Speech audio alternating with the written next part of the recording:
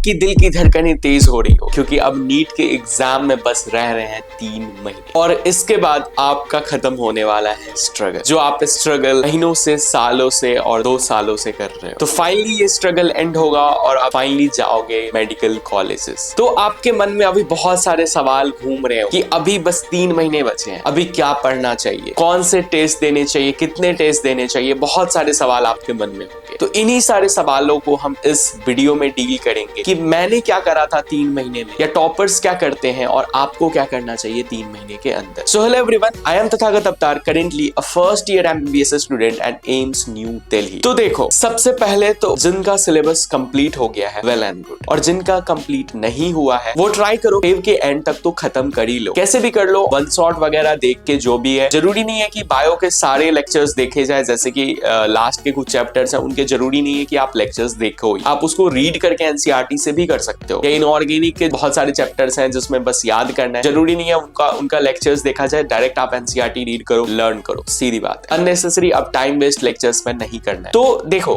NEET का exam offline होता है, तो आप ज्यादा से ज्यादा टाइम अपना रिवीजन पे और टेस्ट देने में लगाओ। देखो, टेस्ट जो है सबसे इंपॉर्टेंट पार्ट रोल प्ले करेगा। मैं बार बार टेस्ट को बोल रहा हूँ कि यही जो है आपकी स्पीड, एक्यूरेसी को बढ़ाएगी और अंत तक फाइनल जो आपको एग्जाम में काम आने वाला है वो टेस्ट के ही क्वेश्चंस काम आने वाले हैं। तो फर्स्ट प्रायोरिटी आपकी सिलेबस है। आपकी सिलेबस सबसे पहले तो कंप्लीट होनी चाहिए। मेरी सिलेबस ऑलमोस्ट जैन के एंड तक या जैन के मिड में मेरी कंप्लीट हो गई थी और उसके बाद मैंने टेस्ट देना शुरू कर दिया था। जैन में मिड में टेस्ट सीरीज स्टार्ट करी थी, तो फेब में मैं 2 दिन के गैप पे टेस्ट देता था और मार्च में जाते जाते मैंने अल्टरनेट डेज पे कर दिया था 1 दिन के गैप पे, और मैंने ऑलमोस्ट पूरी अप्रैल मंथ टेस्ट दिया था। और मैं आपको भी बोलूंगा कि आप लगभग ट्राई करना कि टेस्ट दे दो, क्योंकि टेस्ट देना बहुत नेसेसरी है। अगर आप सारा चीज पढ़ लोगे और आपकी प्रैक्टिस अच्छी नहीं रहेगी तो फाइनली आप एग्जाम में नहीं कर पाओगे, क्योंकि अल्टीमेटली आपको परफॉर्म करना है, सिर्फ लर्न करके यहाँ पे स्टोर नहीं करना है, उसको निकालना भी है। तो नेसेसरी है कि आप टेस्ट दो और फिर एनालिसिस भी करना जरूरी है, ताकि आप उन गलतियों को सीख पाओ और वो गलतियां फिर एग्जाम में आप दोबारा ना करो। अब आते हैं कि मैंने पढ़ा कैसे था और लास्ट के 3 महीने में क्या आपको स्ट्रेटजी रखनी चाहिए पढ़ने की। तो सबसे पहले, अगर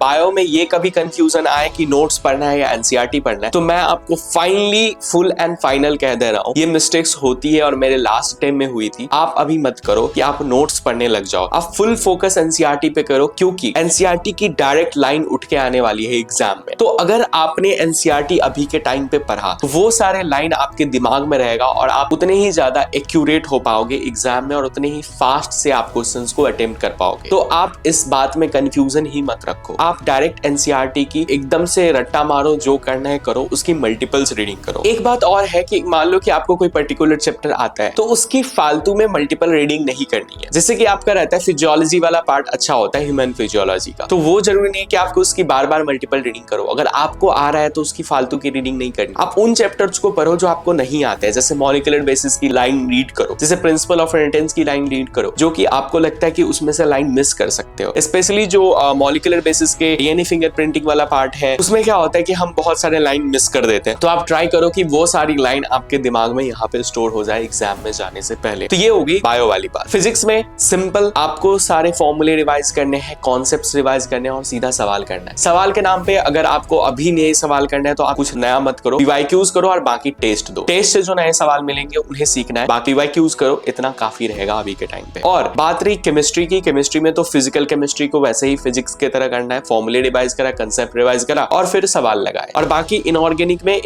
में सिर्फ NCERT की रीडिंग देनी है और NCERT के एक बार करके आपको अगर टाइम हो तो क्वेश्चंस देख सकते हो, ठीक है। और बाकी इनऑर्गेनिक के डायरेक्ट रट्टे लगाओ, जो करना है रट जाओ, क्योंकि इनऑर्गेनिक डायरेक्ट NCERT से आती है। ऑर्गेनिक में सेम करना है NCERT की रीडिंग, और हाँ, बट NCERT की रीडिंग के साथ में उसमें जो भी बीच में इंटरमीडिएट प्रोडक्ट्स वगैरह हैं उसके फोटोज आपके दिमाग में होने चाहिए, क्योंकि डायरेक्ट आपको इंटरमीडिएट एग्जाम में पूछे जाएंगे। और साथ में एक्सरसाइज क्वेश्चंस वगैरह कर लो। तो इतना अगर आप करते हो, आपको PYQs आते हैं, तो आप एग्जाम में अच्छा कर ले जाओगे, ये मेरी गारंटी है। बस आपको क्या करना है, अपने दिमाग को शांत रखना है, घबराना नहीं है और जितना आता है उस पे कॉन्फिडेंट रहना है कि मेरे को इतना आता है। अगर आप कॉन्फिडेंट होके इतनी चीजों को भी जाके वहां पे आपने जितना पढ़ा है रिप्रेजेंट कर दोगे तो आप एग्जाम में अच्छा स्कोर करोगे। अगर मान लो घबरा गए तो फिर चीजें गड़बड़ हो जाएगी। और एक बात याद रखना, नीट का पेपर कैसा भी आए, टफ आए या फिर कैसा भी आए, फर्क नहीं पड़ता है, सबके लिए टफ आएगा, इक्वल ही इम्पैक्ट पड़ने वाला है। क्योंकि अगर मान लो टफ आया तो कट ऑफ लो जाएगा ना, क्या ही फर्क पड़ता है। उसमें टफ जब आता है तब आपकी मेंटल स्टेट को चेक किया जाता है कि आप उस पेपर को शांति से कर पा रहे हो कि नहीं। अगर मान लो आपने घबरा के सिली मिस्टेक्स करना शुरू कर दिया तो आप एक गेम से बाहर हो। तो यही है, अगर पेपर टफ आए जो आए फर्क नहीं पड़ता, आपको दिमाग शांत रख के आपको जितना आता है, आपने जितना सीखा है पेपर में सॉल्व करके आना है। फाइनल इज घबराना नहीं है, जितना आता है उतना करके आना है। आप एग्जाम में अच्छा कर लो और फाइनली आप तैयार हो जाओ मेडिकल कॉलेज में जाने के लिए। तो आज के लिए इतना ही, फिर मिलेंगे किसी और वीडियो में, और एंड के टाइम पे आपको क्या वीडियो चाहिए मेरे को सजेस्ट कर देना। तब तक के लिए ओके